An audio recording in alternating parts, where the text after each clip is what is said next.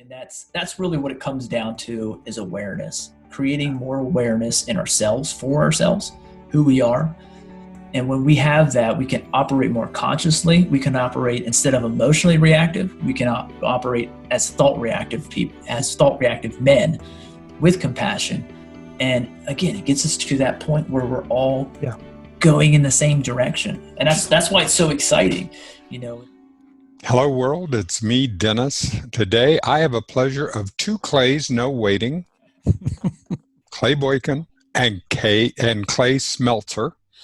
And Clay Boykin, tell us a little about what we're doing today. Yes, thanks, Dennis. Well, as you know, I'm in search of the new compassionate male. And we've got this podcast that we've been running, and I'm talking with men and women all over the world to really understand, what does it mean to be a compassionate male?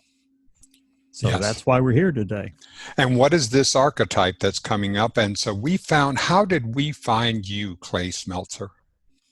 For me, it was, I think we reached out over social media and some of the different posts that we have on Facebook, LinkedIn, Instagram, on those 3 different platforms. And we really just connected because that's part of what I'm about, is building men, this new evolution of men in society today. What does that really look like? And I think it's different. So that's a whole big conversation that we can have. Yes, and I'm so glad that we do, because, and I will toss this to either of you and who would like to start with it. Clay and I recently had the honor of having a conversation with Dr. Karumbo Ringera from Kenya, and she was talking about the patriarchy that is crumbling. And as we all know, anything that crumbles, something must replace it. How do we as men, expressing our masculinity, expressing who we are, and women, that this duality that is within us, you know, the male, female, the yin yang and all, how do we express this, and how does it show up? So that's part of what Clay and I have been exploring with guests. And we wanted to get you in on this and have Clay share on what's going on, because this is an important time. Yeah. You know, social media, Facebook, Clay, I saw a posting the other day that really impressed me. And I said, I want to talk to this fella. And it was your posting about rites of passage. Yeah. With your son.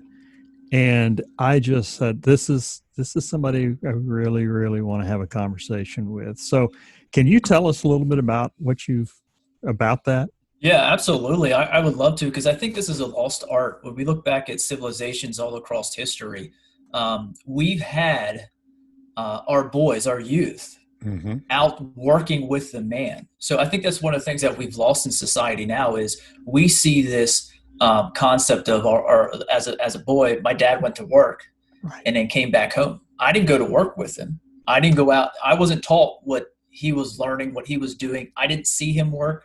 I just got the repercussions of him coming home most of the time, you know, and my dad was awesome. My dad's my hero. He's awesome. He was an amazing father, also an amazing coach. And I've learned so much from him. But there was times where he came home from work and we got the emotional piece that came from all the stress that he had to do at work. And when we look back at history and we go back through, the boys would go out and tend the fields with their fathers. They would go out hunting. They would go out and do these things. They would see the work that the father is putting into place. And that was part of that initiation process of taking boys and initiating them into men.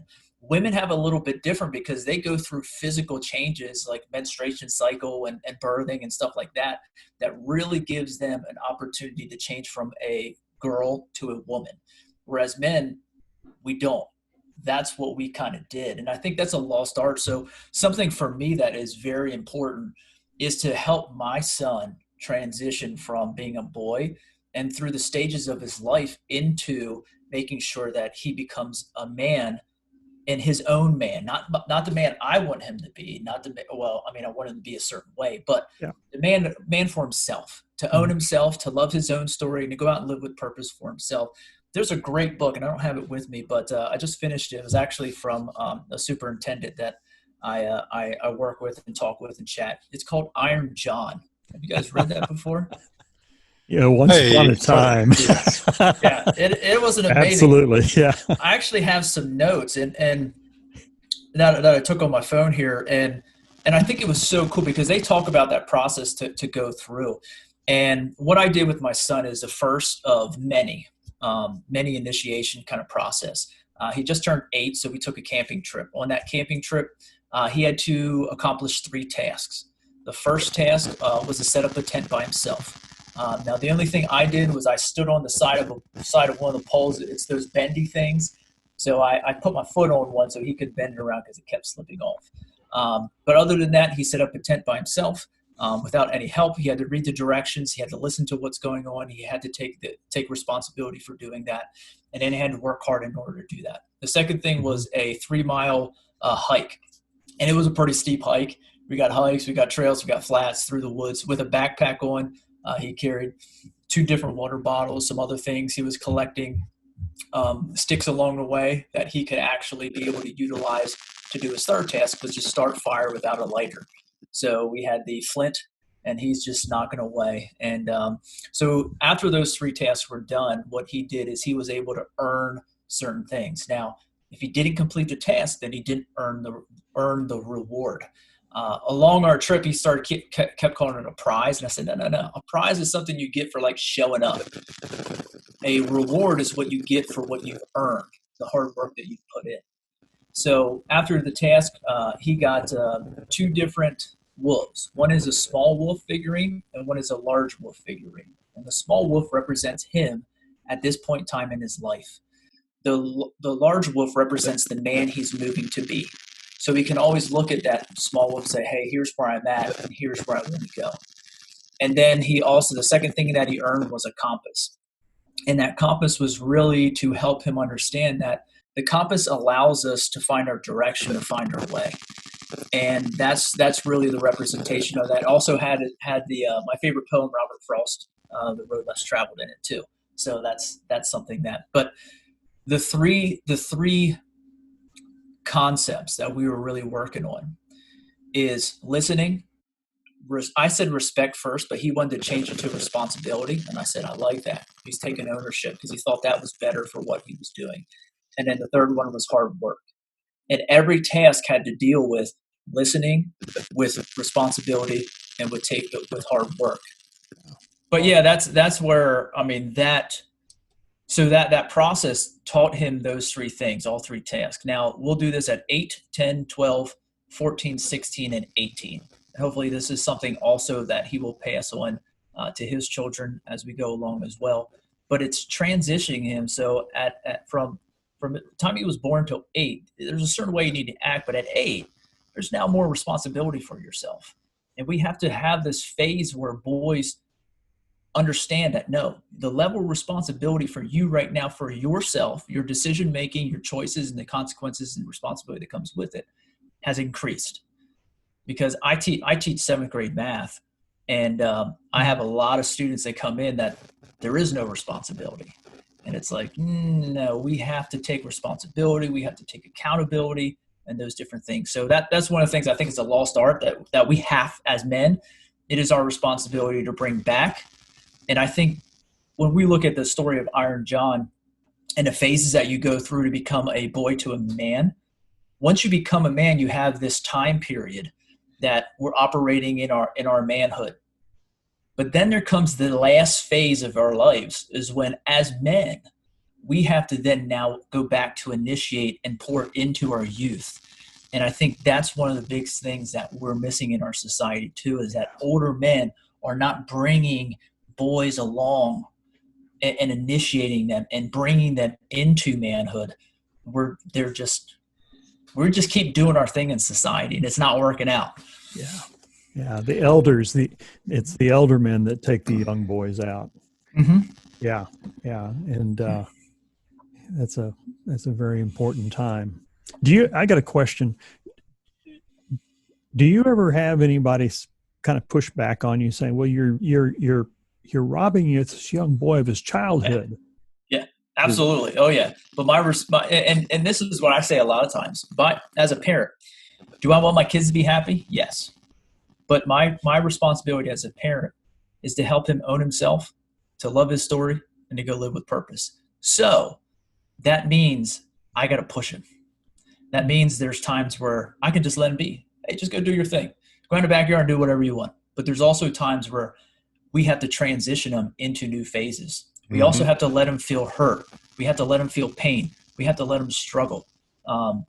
Just like today, he's out weed eating today. Today was yard day.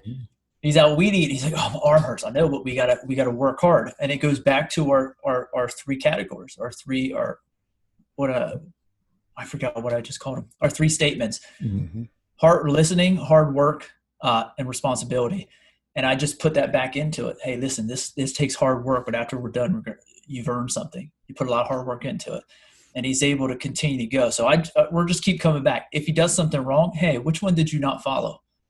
I didn't listen, or I didn't take responsibility. So it's again over and over this repetitive process to really help him think differently, because our life is about thought, and what we think is what we get. What we think is what we choose. And a lot of what we're building now, especially, we run. I just put a question out this morning about it. We run about 95% subconsciously, unless we take the time to really become aware. Then we can work more consciously in our thought process and decision making. But really, it's a lot. So if I can get listen, hard work, and responsibility to start being in that subconscious process program for him now, then as he continues to go further, when he gets to be an adult, we don't see these clashes or these walls that get put up, or these really adult boys. Right. Sure. To be honest with you.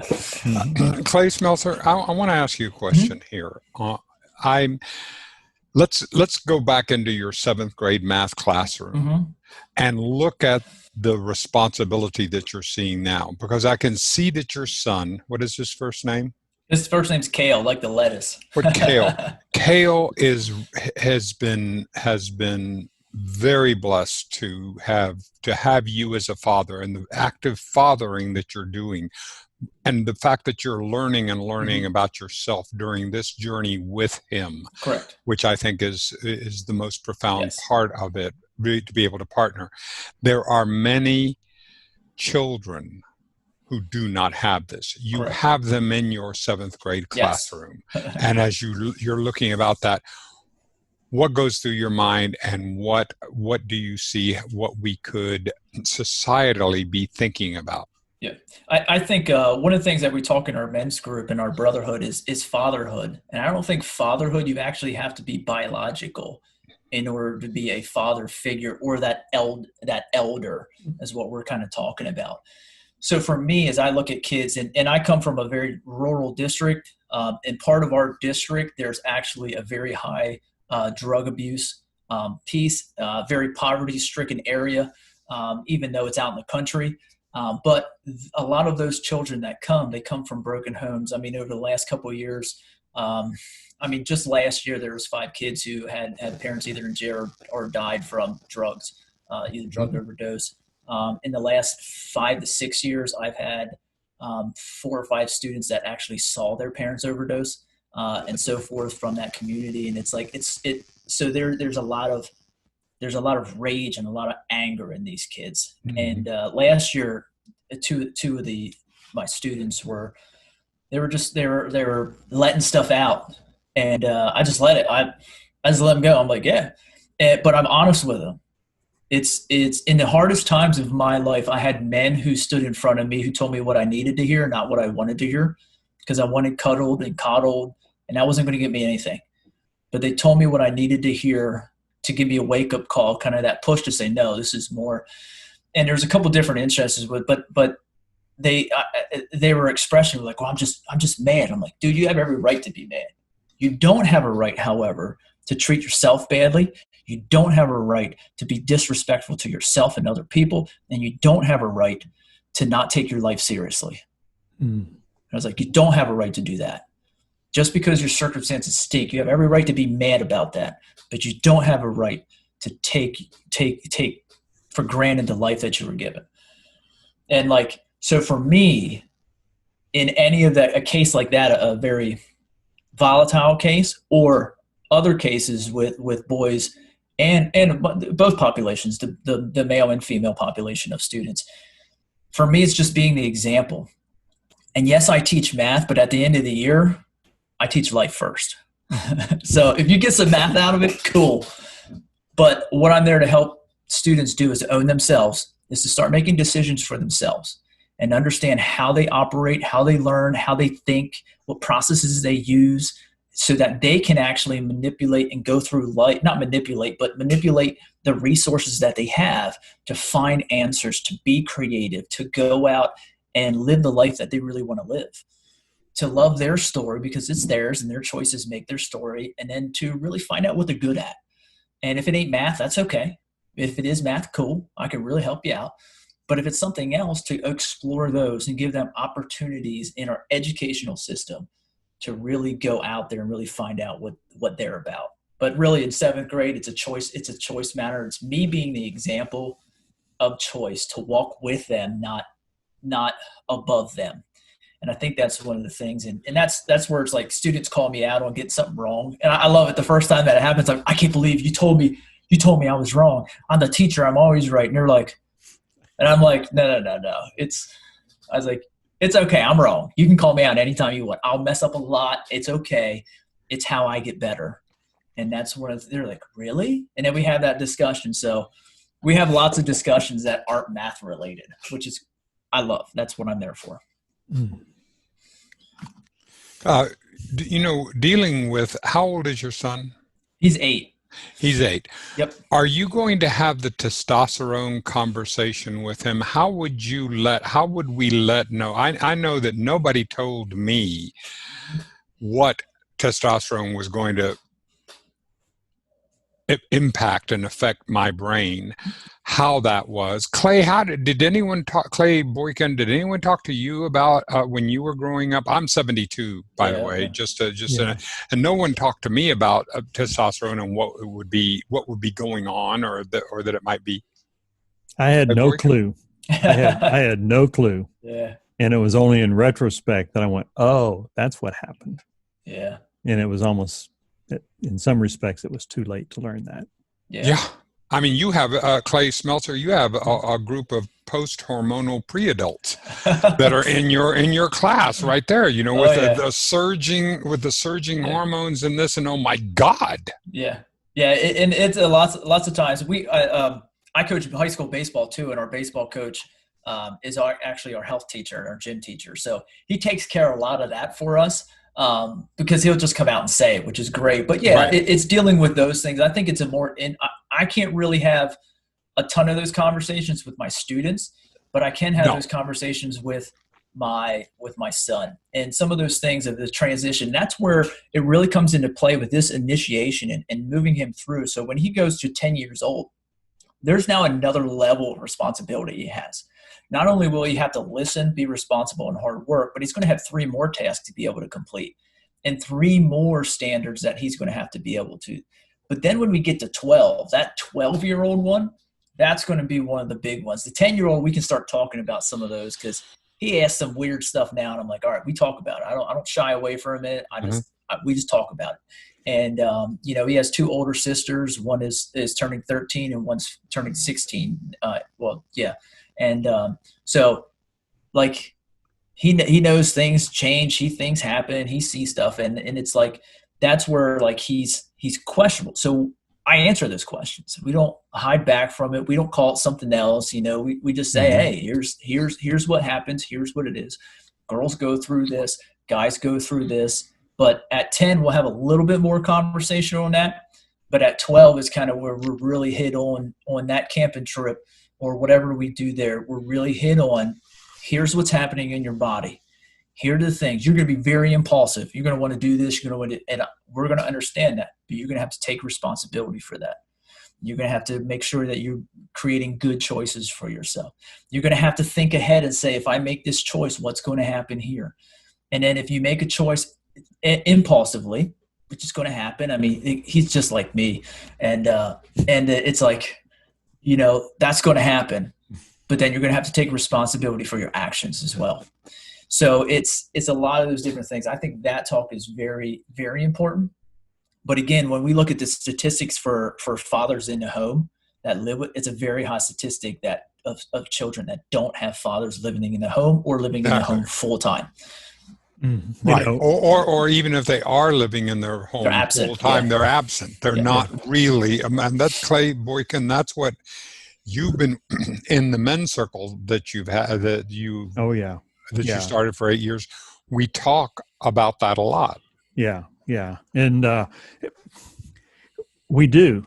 And men realize that they've grown up and they've not had a father figure. They don't know what it's like to have a relationship with another man.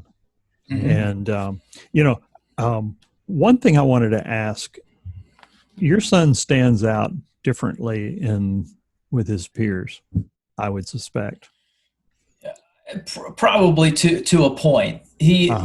Probably to a point. He goes, I have 50-50 custody, so he goes back and forth from his mom's. Right. And then when you talk about blended family dynamics, now we got a whole another thing. So, at his mom's, it's a little bit more lax. At us, it's a little bit more stricter. So there's flows. It's kind of like, hey, just do whatever you want, have fun. But then over here, and there's other things that go on that are discipline, stuff like that. But it's two different worlds for him. Mm-hmm. But so when he gets into the mix of his kids, the kids at school, lots of times he'll do what they do just to fit in.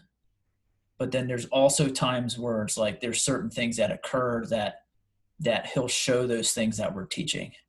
But this is the point now. I'm interested to see this school year what happens, because this is the first time that we've really had this discussion of saying, hey, this is the next level. Yeah. And having this time during the summer to be able to continue putting those 3 standards into place. Yeah. I was the old term latchkey kid. Mm-hmm. Nobody was home. Mm-hmm. And I learned along the way that someone said, well, Clay, you were abandoned. I said, no, I wasn't. My parents loved me, and they did. They both had to work because we had 4 kids and, we didn't have money. Mm-hmm. And I got real defensive about that. And this was a counselor that said it to me. He said, Clay, were they there when you needed guidance? Were they there when you needed structure? Mm-hmm. No. Yep. It's the same as abandonment. Yep. That's what Clay Smeltzer, I hear you saying. Yeah. I mean, really providing that structure, that place that it would allow me to have boundaries. I did not have boundaries because I grew up in a very privileged atmosphere, but the adults were off drinking and partying and the kids would raise themselves. And I very quickly saw, okay, I know how to do this. I'm going to be id boy. Mm-hmm. Raising a young child raising themselves, even in a privileged atmosphere, is not going to end up always well. So one of the things that I ask, so with all those things, and you had a lot of challenges when you were growing up, Clay Smeltzer, and you too, Clay Boykin, and so did I. Okay, so now here we are at different stages of our lives here in 2020. How are you, Clay Smeltzer, how are you connecting with other men and other men who have been past this young boy stage, but now have to either go back and reparent or go back and work through this process in order to be able to heal? Yes. Yeah, and that's what I had to go through. I think athletics really helped me out to go through all the hard times. I mean, I grew up in the woods of PA in a trailer in the woods. We didn't have money. Christmas time and stuff like that. We got, I think there was like 4 or 5 Christmases that I got basketball shoes because that's what I needed. So we didn't grow up with money. We didn't go a whole bunch of different places, but We found the value in working hard. And my dad taught me that. My mom taught me that, and so forth. But as I got into athletics, I think that really molded me to be able to have these different feats that I was allowed to take that inner man. I think those things that come into an inner man, like fight and stuff like that, all those different things that have been there for thousands of years, and really put that out onto the field. That taught me all those different things, camaraderie, teamwork, so forth. So when I got into my adult life, I ended up breaking my thumb and losing the opportunity to go play in the major leagues. And that was an identity loss for me. So I was no longer Clay Smeltzer chasing the major leagues. I was Clay Smeltzer college student. And I was like, oh, that's not that thrilling. So, 2 divorces later, a great blended family. I'm 35 years old, sitting on my couch over here having a panic attack over a TV show. And I'm sitting there going, dude, what is going on? Like, I just had enough of it. And that's where I look back at all of those different things. Was I growing myself? Yes. Did I plateau? Yes. Was I caught in the hamster wheel of life going around and around and around? Yes. And I think a lot of men my age, or at that 35, from 30 to 50-year-olds. And that's a lot of my clientele is the 30 to 50. Now I have guys that are 18 in our group, 25, that, above 50 stuff. But the 30 to 50, a lot of my one-on-one clients that I help reveal their purpose and really infuse that, is looking at all of that stuff before. We were told to do this, this, this, and this. Well, okay, I did those things. Am I fulfilled? No. Do I have a good life? Yes. And I always tell people, if you looked at the picture of my life on the outside when I had that panic attack, you'd be like, dude, your life was great. The problem is internally it wasn't. I was lying to myself. I was saying everything was good. Everything's good. Everything's good. But yet I'm sitting here every night trying to calm the anxiety down inside of me. I'm trying to calm, the anxiety, the anger that I felt for different things. All of those things that we shove, what I call in our shadow, and we shove back in there and we don't want to deal with. All those things kept coming to the forefront because I was just doing the same thing over and over. And I think that's where a lot of men feel. I mean, a lot. If I would have to put a percentage on it, I'd probably say 80% of the population of men in the world at the 35 to 50 range feel that way, if they haven't done the work to really dive down deep. And for me, I was a burnout teacher. I literally told my principal, I said, listen, I'm going to go work at Rutter's, which is a convenience store, because I'd make more money and I'd have less headache and less stress. And he started laughing. I'm like, I'm not laughing. I'm serious. And he's like, oh, I think you are. And I'm like, yes, I am. I'm dead serious. And, but what I did is I did work to find out who I really was, because I didn't know. And it goes back all the way to I thought I was Clay Smeltzer, Major League Baseball player. The problem is that there was no purpose behind that. It wasn't really who I was. It was just something I did. And when I've really found out that purpose is in who you are, not what you do. Just like, say, well, what's your purpose? Be a great dad. I ask people all the time, what's that mean? I don't know. I'm like, okay, so your purpose isn't being a great dad. Your purpose is in what you do, and that makes you a great dad. So we got to find that out. We got to make sure we dive into there, and we got to find out exactly what it is at your core, how you operate, because that determines how you make decisions. And your decisions determine the choices and actions that you take, and those actions that you take determine the outcome that you get and the life that you have. If you don't know why you're making decisions, well, you're going to be rolling around in that hamster wheel all the time. So hamster wheel. Dennis, have you ever been there? Oh, of course. Yeah. Of course. Well,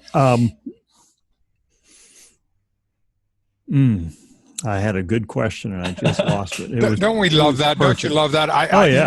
Have you ever seen the image of where you're out in the middle of a desert and you've fallen off the train and you see your train of thought just receding into the distance, that little light that just moves away, and you're going, I'm nowhere. I have no idea and that's what I love about you, Clay. And I love to be able to just say, you know what?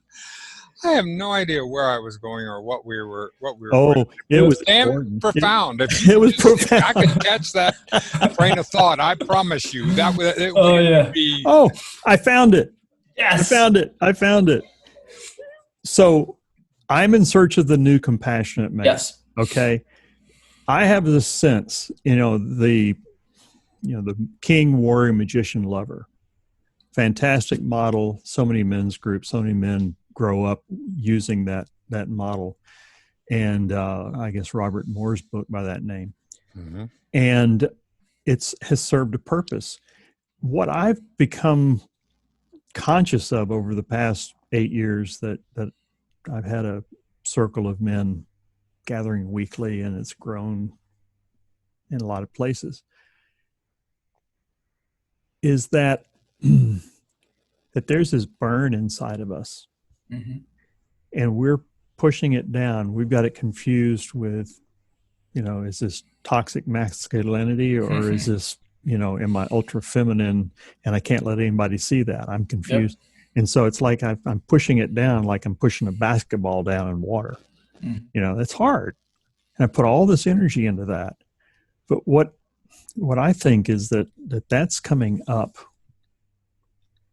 And we're beginning to realize and integrate and recognize that burn is really, I know what the truth is. Yeah. And my nature is to care for another person. Go back to the Bible, John 15:13, greater love hath no man than this, that a man lay down his mm-hmm. life for his friend. That's a natural instinct. Mm-hmm. And that's begging to come up. And I believe that's coming up in terms of the golden rule. We know what's right. Mm-hmm. Played out in the sense of compassion. And so what I'm curious about is where does that whole idea of compassion, where does that fit into the model, which I love, that you're doing with your son? Yeah, for me, I'm all about building fierce men, mm-hmm. yet compassionate with a servant's heart. Mm-hmm. And that's really, I'm actually revamping everything to that. And it's like, but that hits home, because what a compassionate man does is it allows the hurt, allows yourself to feel the hurt and step into that. It allows you to show emotion to other people, but also understand their emotion. It allows you to be fierce in yourself and know who you are, yet also be able to feel empathy for other people. So it brings this whole realm. So when you talk about compassion, it brings this whole realm of a different level. So mm-hmm. when we talk about men, we have like, hey, here's this macho man. To me, they're like here. Then you have this man who I get a little bit more enlightened. But when you talk about bringing compassion and being fierce yet compassionate, you're talking about, like, for me, I'm a warrior person. So to me, I'm always like that warrior that goes out and I can get the job done that goes. But I have this, when I come home, there's this compassionate, there's this love to me mm-hmm. that allows me to be able to do things with my sons and my daughters. I mean, I had a conversation. My daughters know I'm fierce. I'm fierce, and I'm strong, and all of those different things. But I had a conversation the other day with my two daughters, and I was just sobbing the whole time. To the point where it's like words couldn't come out of my mouth as mm-hmm. I was telling this story of something I went through. And my girls were just like, wow, like they saw that's a different sign. If I was this man, this macho man here, or even that second level, I wouldn't have been able to, or what I call it, like the Iron John, I said there's three kings. There's the sacred king, the earthly king, and the inner king. Mm-hmm. And the sacred king to me is like the king that's above, that's kind of around us, that we see out there and we project, almost like that fatherly figure that comes in. The earthly king is me now, like in the world now living. But the inner king is that king, a king of kings of yourself. And my first thing is own yourself. I want to own myself first. That's part of my purpose. But I want to help other people own them. You said a word, and I circled it here. I wrote it down. It's called truth. The day I stopped lying to myself is the day I took ownership of my entire life. Yeah. The past, the present, and my future. It's the day I started really living, is the day I stopped lying to myself and I owned my truth. So I owned my anxiety. I owned my anger. I owned all of the shadows. And I said, they're part of me. And when I look back, a lot of those things allow me to be the man that I am today. I had a different perspective on it, and I had to change that perspective. Yeah. Well, Iron John, boy, I struggled my way through that book. I was scratching my head going, what's this all about? I kind of skipped around and just kept going, places. Yeah. I went to the library to see if there was a, Iron John for dummies. But the archetypes, you're talking about the kings that you just mentioned, and you're talking about the warrior, and you've got to get around, and the magician. How do you pull that rabbit out of the hat? And then the lover that takes care and loves his family and so forth. And that's what I'm really seeing is amidst those archetypes that the common thread between them is this idea of compassion. It plays out a little bit differently, depending on which, but that's the common theme. And I believe that the new compassionate male really is evolving as the new archetype. It's something that we can all aim towards. And all the great religions of the world have one thing in common, the golden rule. They say it differently. Well, what's the golden rule? It's all about compassion. So we have this, if we can aim at it together, whether or not I'm the warrior or the king, whatever orientation I may be coming from, or a hybrid of all that, we're all aiming at something greater than ourselves. Yes. Played out in the form of compassion. And compassion's not easy. And compassion isn't soft. There's tough love in there. And, everything. But yeah, that's what I'm learning. Yeah. And I love that. I took another thing from really yourself. We have to be the king. We have to be the king.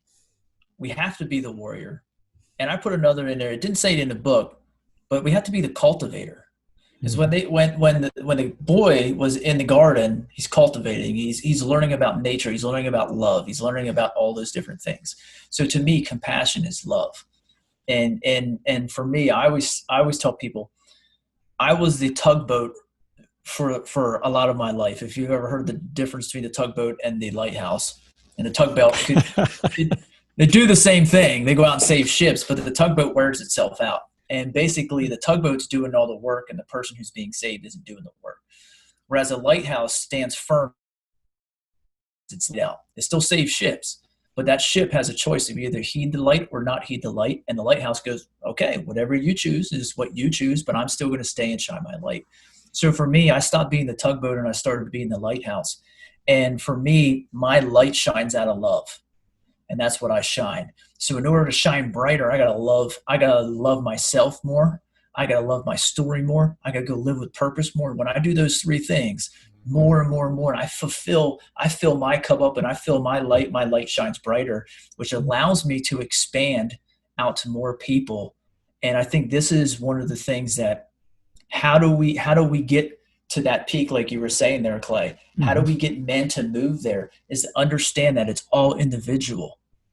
And the individual, and this is one of the things I learned as a baseball player, as a football player, is that I got to take ownership of myself first.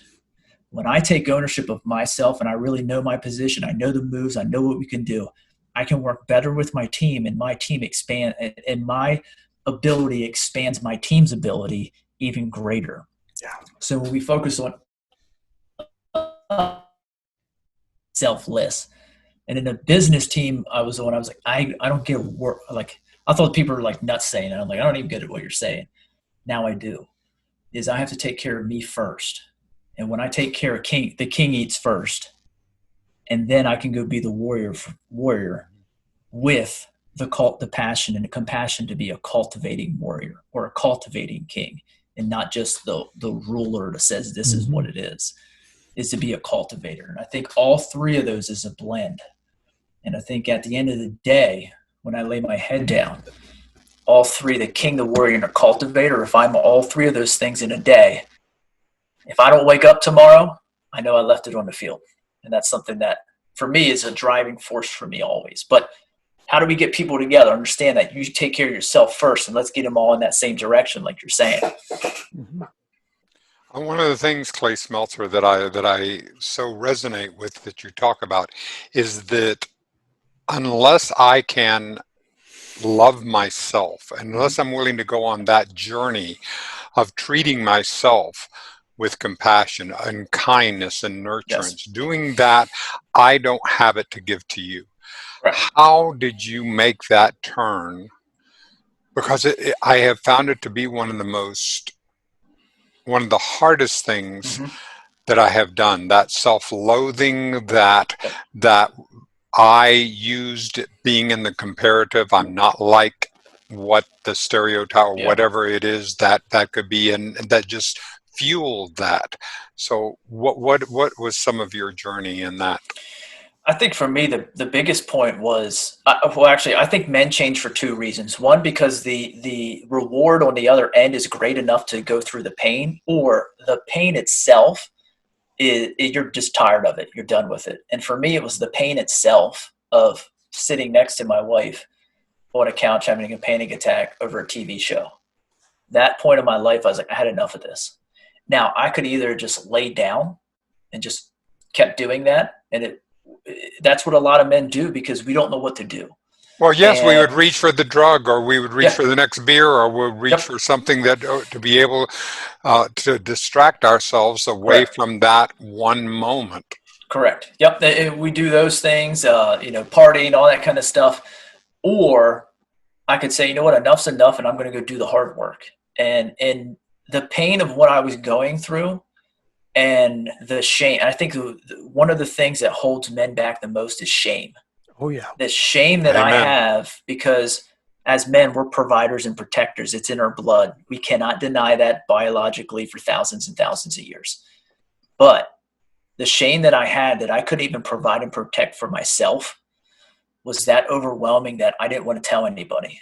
Mm-hmm. So if I couldn't fix myself and I couldn't help myself, how was it going to help my wife? How was it going to help my kids? How was it going to help my students? How was it going to help my school? I mean, and then it goes into all that. I mean, man, we beat ourselves up more than everybody else. I had the shame talk with, I said the same thing the other week on a show with Vicky Helm. And she's like, I didn't realize that men felt that much shame. Oh. I said, we feel more, I would have to say, we feel 1,000% more shame than anybody else, than, and I just said it from my own experience, but I said, the moment that I told my wife that I don't know how to fix it, I didn't want to say that because it that brings up emotion, which is good. And I don't mind showing that. But I thought she was going to look at me like I was less than, because I felt less than to myself. And I'm really getting the idea that the judgments we put on other people, not the judgments, but the thoughts that we think people are going to judge us for are actually a mirror of our own judgments. Amen. Because I thought she was going to look at me as less than a man, less than a husband, less than a father. Through my first divorce, I felt worthless as those three things, and I had to recover from that. And I did. But the moment I told her, and she goes, I'm here for you. I don't know what to do, but I'm here for you. And I was like, real? I'm almost like, really? That's like, you're okay with this? And she's like, yeah, like, I don't know what to do for you, but I'm here for you, and I support you. And I'm like, wow. I'm like, okay. I should have said this a long time ago. Yeah. What a tremendous gift. Yeah. I agree. Brene Brown talks about the fellow that comes up to her and makes the statement that, my wife would rather see me die on top of my white horse than to fall off. Mm-hmm. So where do I go? Where do I go to figure this stuff out? And I fall into shame. And like Dennis, what you're saying, self-loathing. And it's a killer. We're dying because of that. Yeah. Literally. Oh, yeah.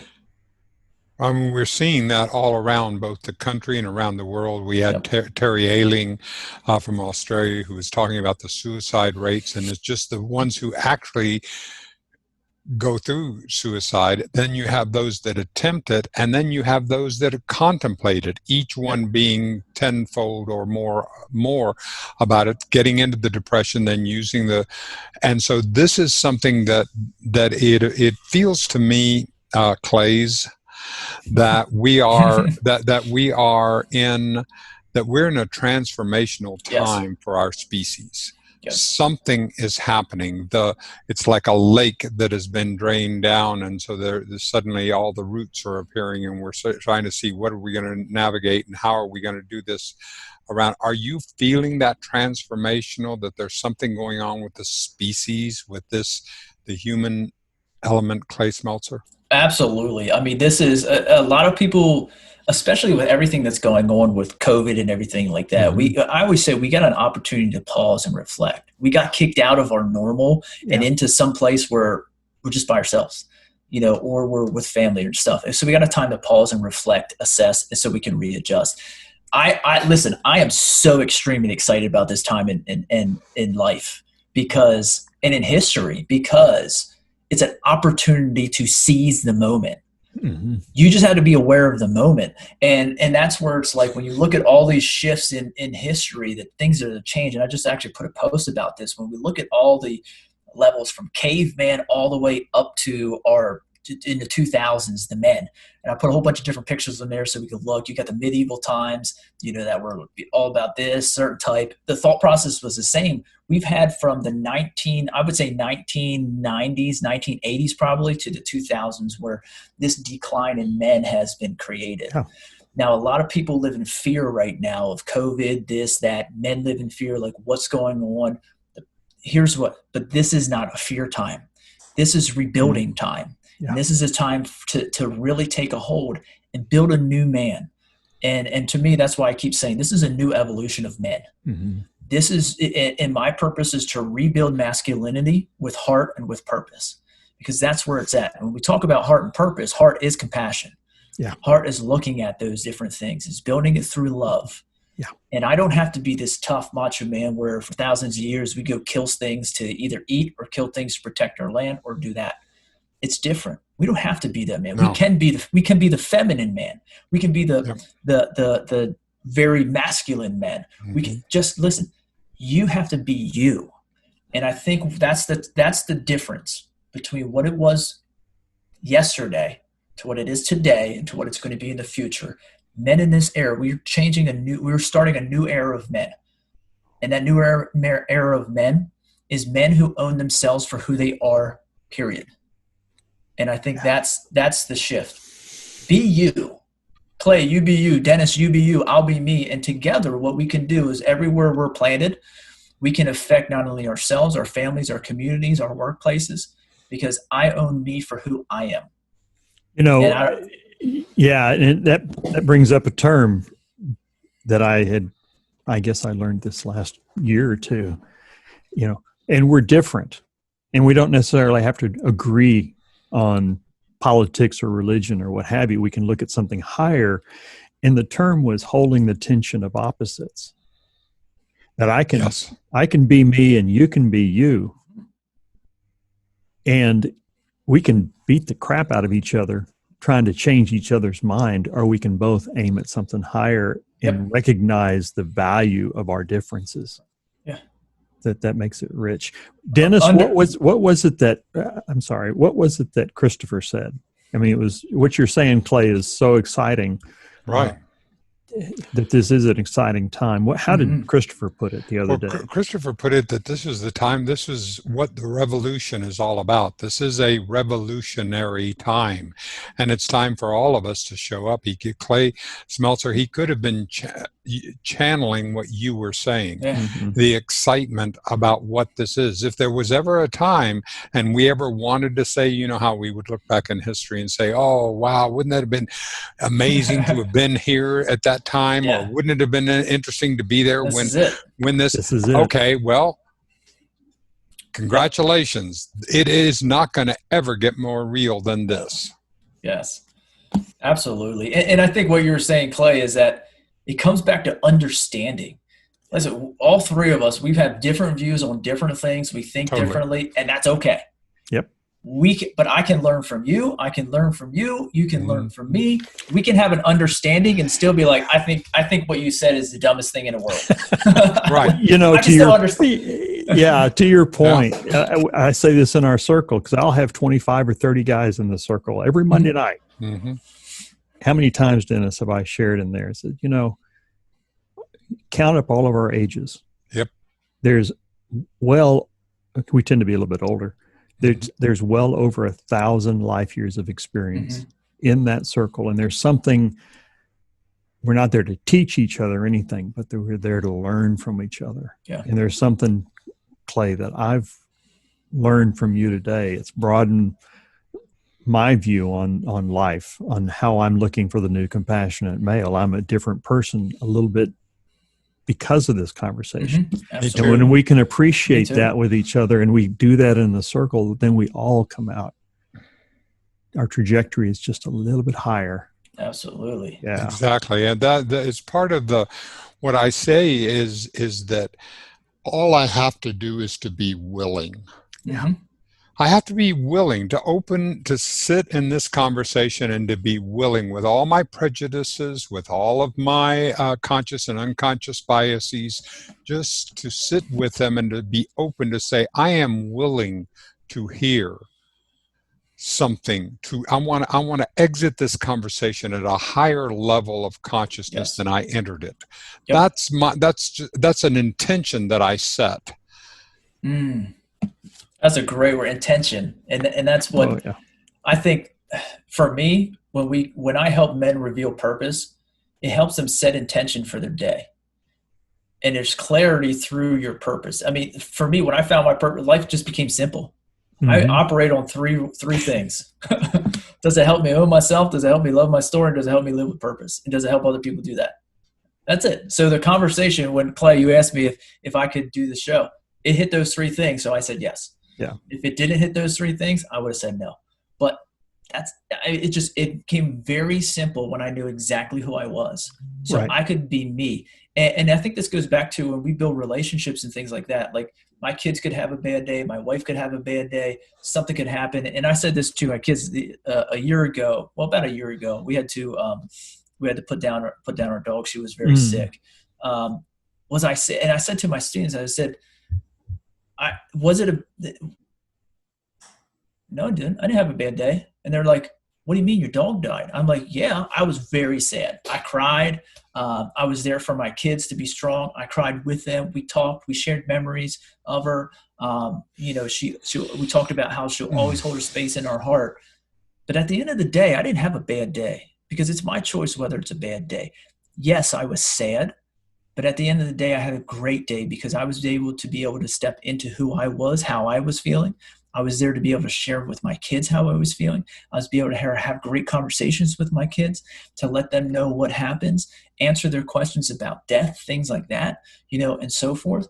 So I had an awesome day, but I chose it to be an awesome day instead of having that moment that was sad, extremely sad and hard, but I chose to have a good day. And that's my choice. Let me ask you a question. Yeah. Have you ever heard a more beautiful description of what compassion is than what Clay Smeltzer just related about what being a compassionate male is and this archetype is all about? Showing up. And I believe, yes, that is incredible. I lived. My tears. I'm feeling an emotion. Yeah. I'm feeling the emotion. I'm glad you guys are feeling it too. Clay Smeltzer, because that to me is what this archetype of a compassionate male is. Clay Boykin. Yeah, I mean, when you said my dog died, my heart just went, "Oh man, that's bad. That sucks." But look what you did with it. Yeah. Look what you did with it. That is compassionate. And that is the definition. Yeah, and it's having that consciousness and awareness of, and this is why I always say, men have to step into their story. That was part of my story that day. And it wasn't going to be easy. It was hard. It was sad. But I stepped into those feelings and I felt them. I not only felt them for myself, I felt them for the people around me. And we dealt with those things in a manner in which we, just like the conversation we're having, we just talked about, where we could get better from it. Yeah. And anytime that we get better is a good day. It's not a bad day. But it is, and again, the sadness, but being able to feel that, being able to say that and say, hey, yes, I am sad. Being able to drop some tears and say, yes, these tears are because I'm sad, but I also remember all the memories that we've had, with her and things like that. And it's a happy, sad tears, and so forth. And that's really what it comes down to, is awareness, creating more awareness in ourselves, for ourselves, who we are. And when we have that, we can operate more consciously. We can operate, instead of emotionally reactive, we can operate as thought reactive men with compassion. And again, it gets us to that point where we're all going in the same direction. And that's why it's so exciting, in this day and age, to be able to have this opportunity to change the projection of men. So that downhill that we're seeing drastically turns way up like this. It's not like a gradual, it's an incline. It's like a straight up incline. And we have the ability to do that. Yes, and to withstand it. It's gonna be hard, but we have the fortitude to go forward and persevere through it.